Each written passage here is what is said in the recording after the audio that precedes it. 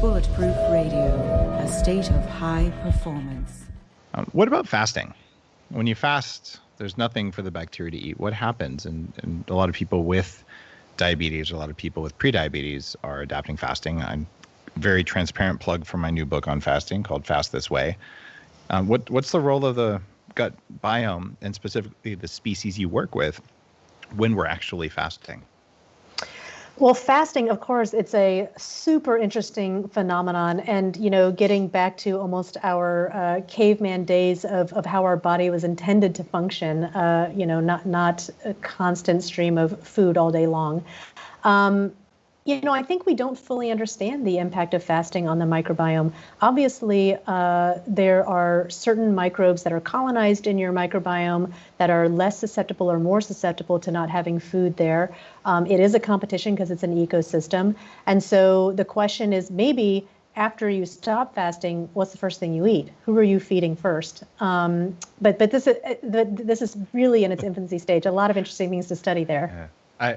I love that you said that. One of the reasons that I hypothesize that Bulletproof Coffee does what it does is that caprylic acid, which is another fancy name for the specific subset of MCT oil that Bulletproof makes, it and even just butter are antimicrobial. So you take those on an empty stomach, you're going to knock everything down. But then some species will grow faster based on polyphenols versus others. So the polyphenols in the coffee feed the Bacteroidetes versus the Firmicutes, and that's a shift that you actually want to do, because at least that's the shift that people who are thinner have. So what you just said there really ties into one of the 6 reasons that I think it's doing stuff.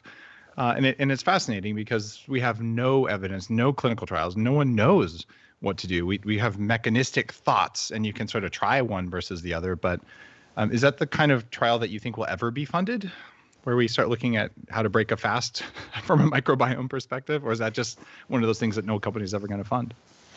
What's really interesting about the microbiome is the ability to create a product that is natural and can be brought directly to consumers. And the reason that's interesting is because it allows a consumer to now test whatever they want to test. And there are microbiome sequencing companies where you can get information about microbiome changes that are happening. You can get blood tests done. You can basically measure, and of course it's a phenomenal world we live in now where there's all these new measurement devices that we as consumers have access to.